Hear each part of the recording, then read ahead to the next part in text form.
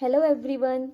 So today we are going to start very important topic from the microbiology, that is anaerobic bacteria, Clostridium.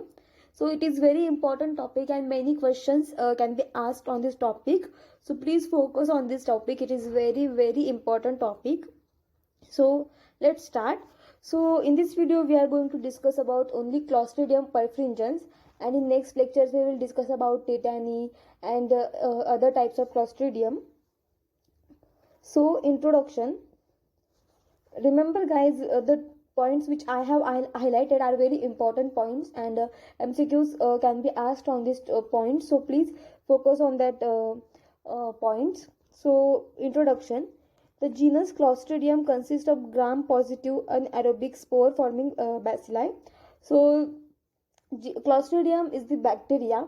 So genus Clostridium consists of gram-positive anaerobic and spore forming bacteria. So they are spore forming and they are gram positive, as well as they are anaerobic. So they are anaerobic bacteria. The spores are wider than the bacillary bodies, giving the bacillus a swollen appearance. So the spores are wider, that is they form the bulging pores. So they have bulging pores. So this is also the characteristic feature of the Clostridium.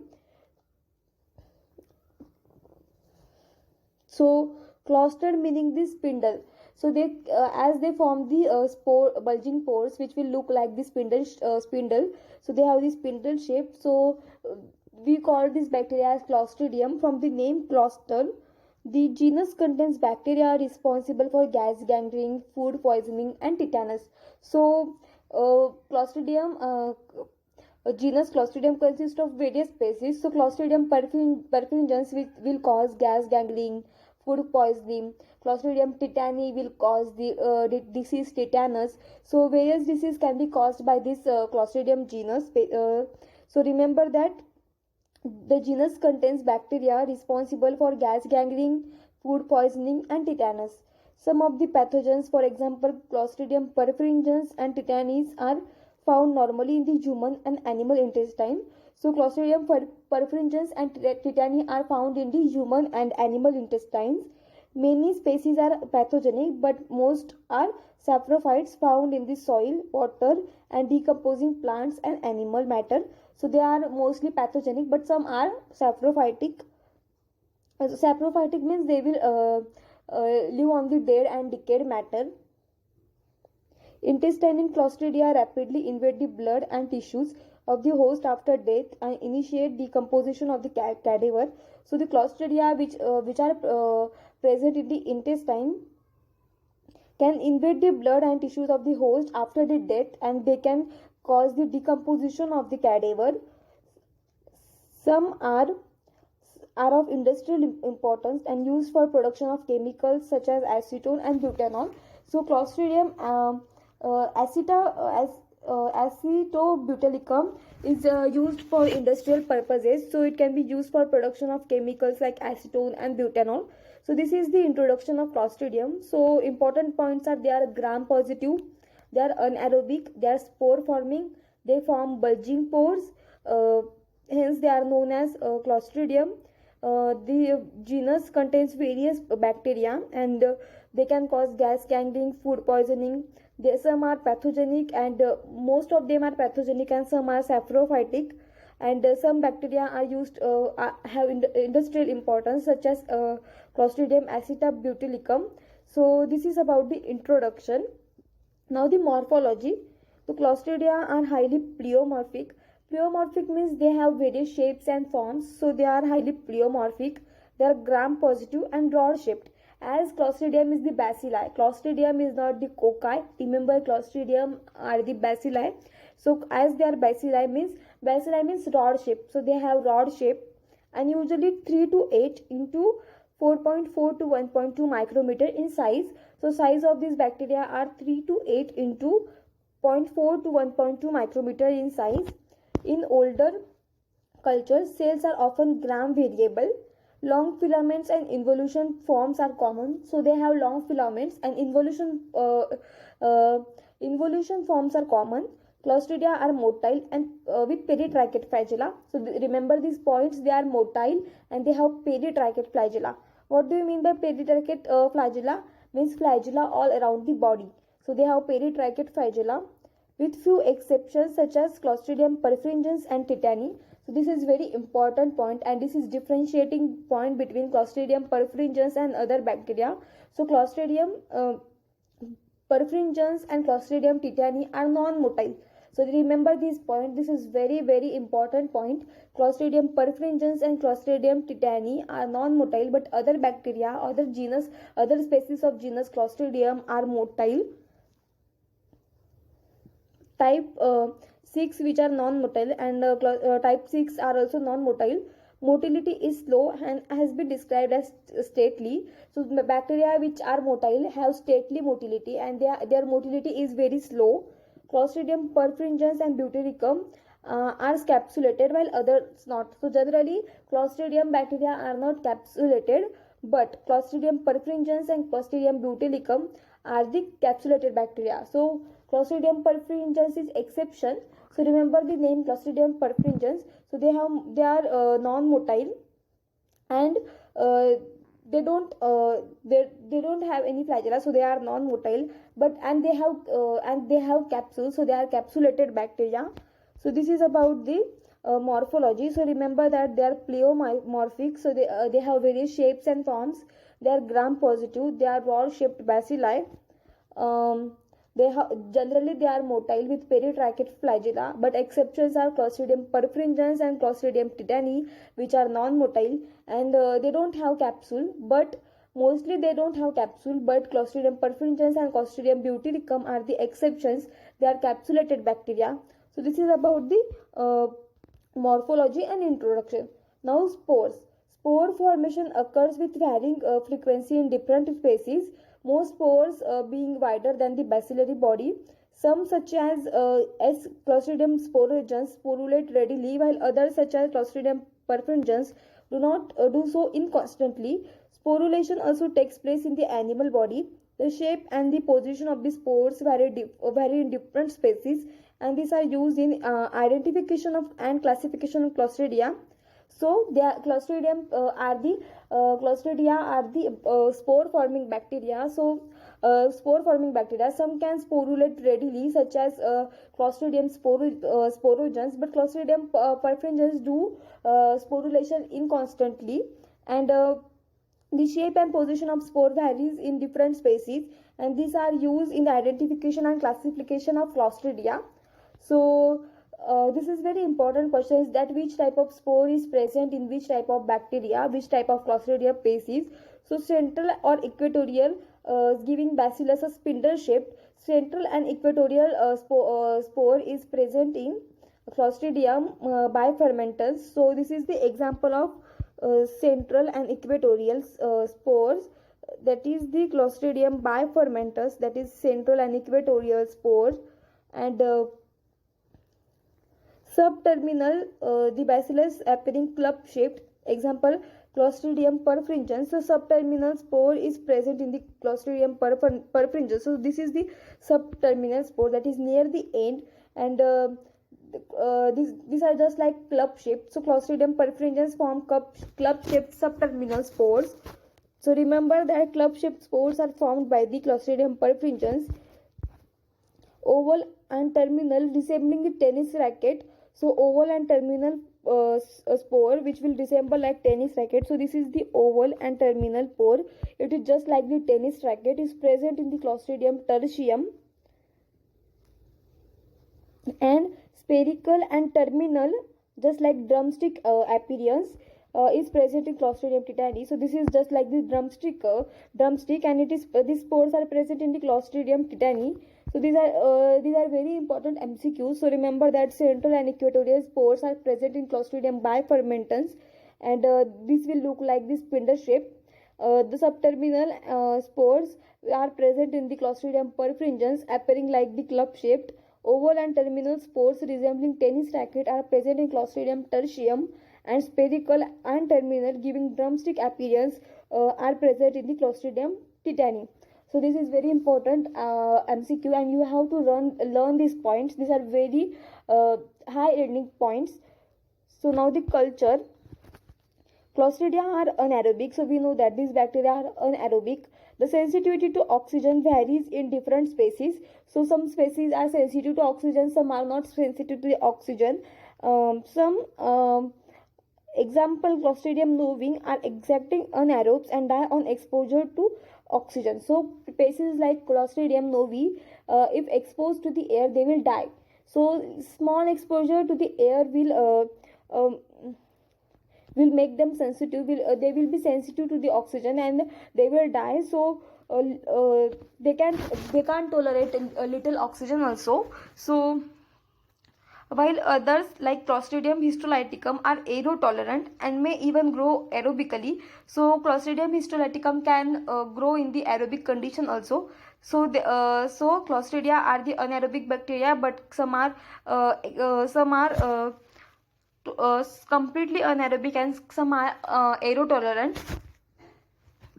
One of more importance than the absence of the oxygen is the provision of the sufficiently low redox potential. So for the low redox potential is very important for the growth of this bacteria. This can be achieved by adding reducing substances such as unsaturated fatty acid, ascorbic acid, cysteine, thioglycolic acid, alkaline glucose, sulfides and metallic ions. So we can achieve low redox potential in the medium by adding reducing substances such as unsaturated fatty acid, ascorbic acid, glutathione, cysteine, thioglycolic acid, alkaline glucose, sulfides or metallic ion. So these are very important. This is very important MCQ, that which substances can achieve low redox potential. So these are the names of the substances which can achieve low redox potential in the medium. So remember this point. A small concentration of CO2 appears to enhance the growth. So if the CO2 is present in the medium or in the medium, then it will enhance the growth. So presence of CO2 is very important. The optimum temperature for pathogenic Clostridia is 37 degrees Celsius. So optimum temperature for all the pathogenic Clostridia is 37 degrees Celsius. But when we will discuss about perfringens or other bacteria, so this temperature may vary. So but optimum temperature is 37 degrees Celsius. Some saprophytic Clostridia are thermophilic and others are saccharophilic. The optimum pH is 7 to 7.4. So optimum pH is 7 to 7.4 for the Clostridia. Growth is relatively slow on solid media. Colonial characteristics are variable. Some species are hemolytic on blood agar. A very useful medium is Robertson's cooked meat medium, cooked meat broth. So this is very important. So which media is used for which is very useful medium for the culture of the Clostridium species? This is the question. So Robertson's cooked meat medium is the very useful medium for the culture of the Clostridium species. And on the solid media, their growth is very slow and colonial characteristics are very variable.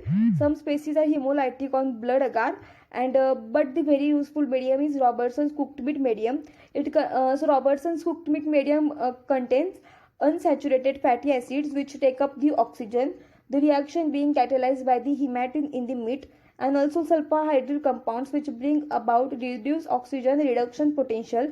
So we want a low redox potential, that is we want low oxidation reduction potential. So for that, unsaturated fatty acids which are present in this medium will take up the oxygen, and they will this reaction is catalyzed by the hematine which is present in the meat particles, and also sulfahydryl compounds are also present. So this will achieve low redox potential.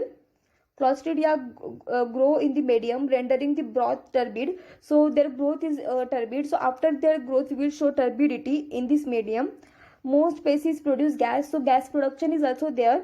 The saccharolytic species turns meat pink, and the proteolytic species turns meat black and produces foul and pervasive odors.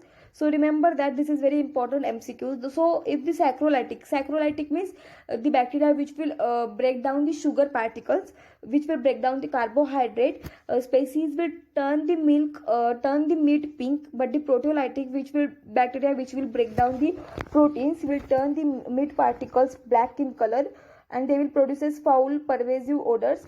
So this is about the this is important about their culture characteristics. The litmus milk medium, in the litmus milk medium, the production of acid, clot and gas can be detected. So we will discuss it again. So for the Clostridia are the species which are anaerobic. Some bacteria are sensitive to the oxygen, but some can grow in the low oxygen, can grow in the oxygen if the oxygen present, if there is oxygen, some bacteria can grow, but some bacteria are totally sensitive to the oxygen. They can't grow in the presence of oxygen. They will die to when they are exposed to the air. So for this anaerobic situation, we want low redox potential, and to achieve this low redox potential, we can add reducing substances such as unsaturated fatty acids, ascorbic acid, glutathione, cysteine, thioglycolic acid, alkaline glucose, and sulfides or metallic ion. And if small concentration of CO2 can will enhance the growth of the bacteria. So optimum temperature for this pathogenic Clostridia is 37 degrees Celsius, and optimum pH is 7 to 7.4 degrees Celsius. And if we grow this bacteria on the solid media, their growth will be very slow, and their colony characteristics are variable. Some species are hemolytic on blood agar. So if we grow them on blood agar, so we will see some species which are hemolytic.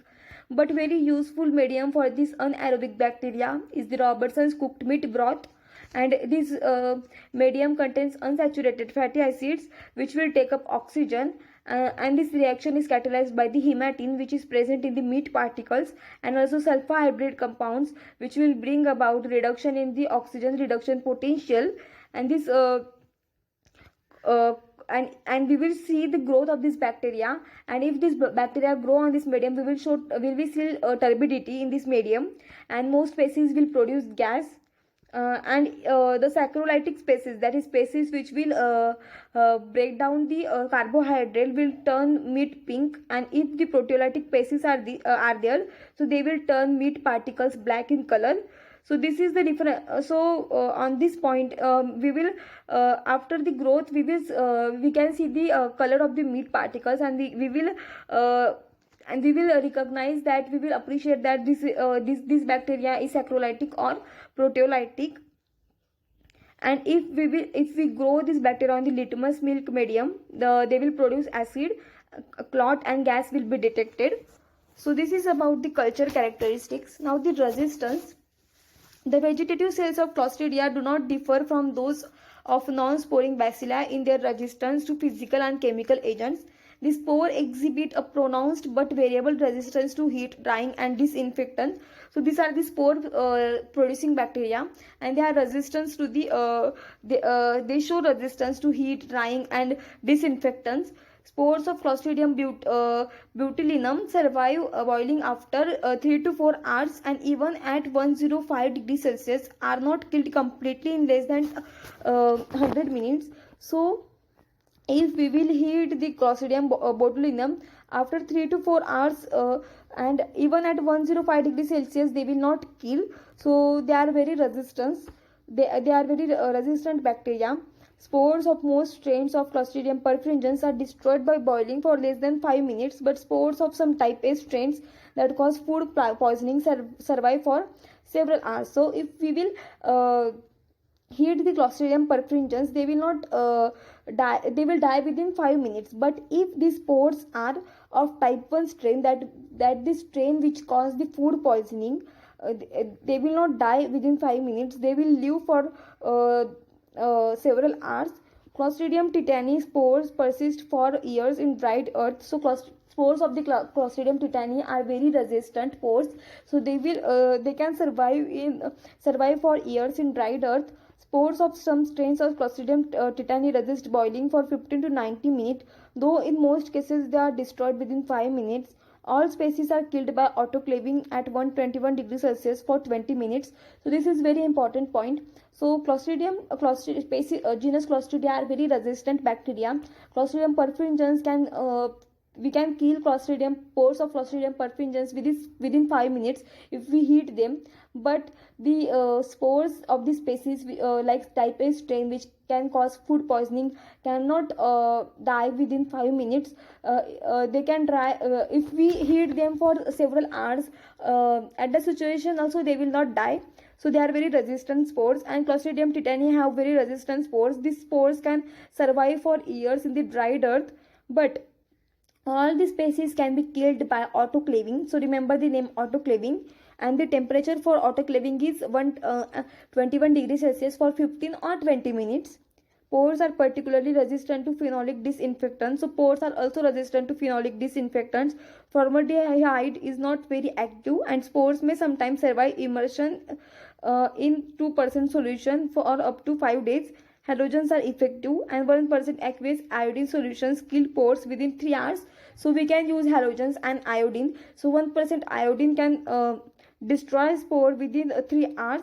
Glutaraldehyde is very effective in killing process. So glutaraldehyde is also very effective.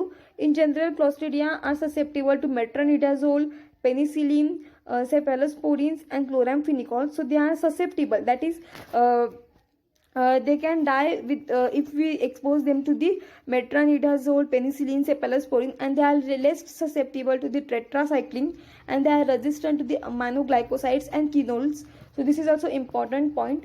Clostridia can produce disease only when the conditions are appropriate. Their invasive powers are limited, so they can produce disease only when conditions are appropriate, and their invasive powers are very limited. So pathogenic Clostridia form powerful exotoxins. So Clostridium botulinum is virtually non-invasive and non-infectious. So remember point, Clostridium botulinum is non-invasive and non-infectious, and this will cause botulism, and botulism is caused by ingestion of preformed toxin in the food. So botulism is caused by the ingestion of the preformed toxin which is present in the food.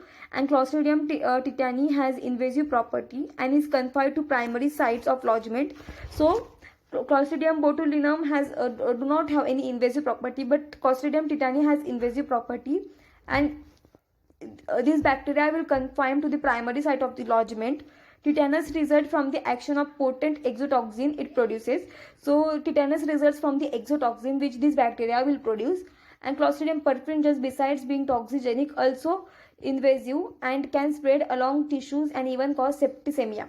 So most dangerous species is Clostridium perfringens. It is very toxigenic and it is also invasive, and it can spread along the tissues and even cause septicemia. What do you mean by septicemia? It is means multiplication of the bacteria in the blood and circulation of bacteria in the blood.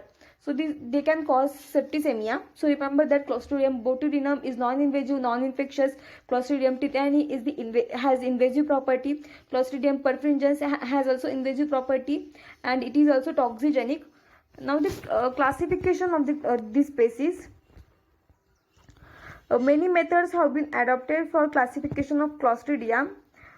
These include morphological features such as the shape and position of the spores, and biochemical features such as saccharolytic and proteolytic capacity. Clostridia of medical importance may also categorize based on the disease they produce. So we can classify this genus Clostridia with the help of various situations. So we can classify if on the basis of their spore, whether the spore is central, whether it is terminal, whether it is subterminal, whether it is bulging, whether it is round or oval, or whether the bacteria is saccharolytic or proteolytic.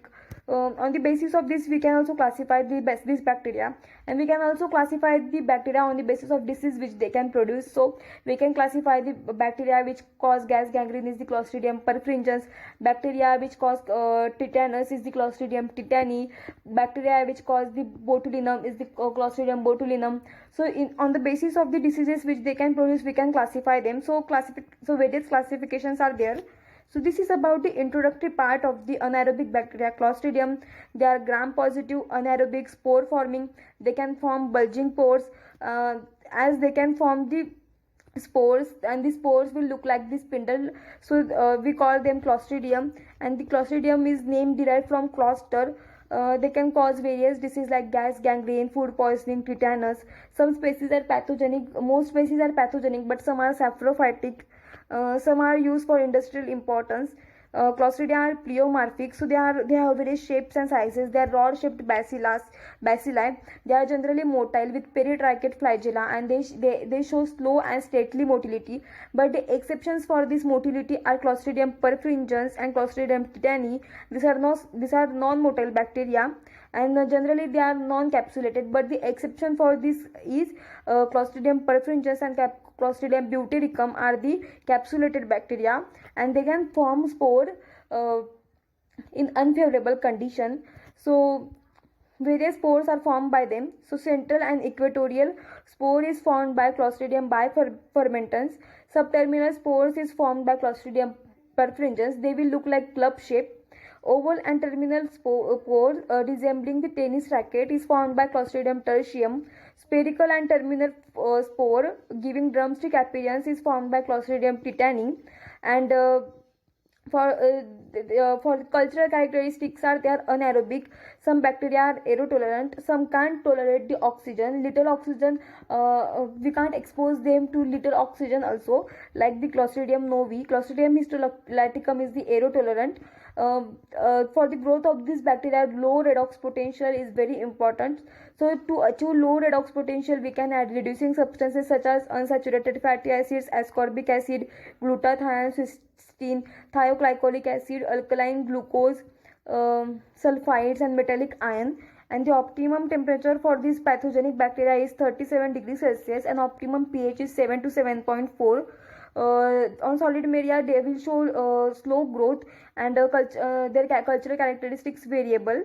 So usual media for the growth of anaerobic bacteria is the Robertson's cooked meat broth. This broth contain the meat particles and unsaturated fatty acids. So this unsaturated fatty acid will take the oxygen, and they will reduce the redox potential. And the bacteria which are saccharolytic will turn meat particles in pink color, and those bacteria which are proteolytic will turn meat particles in black color.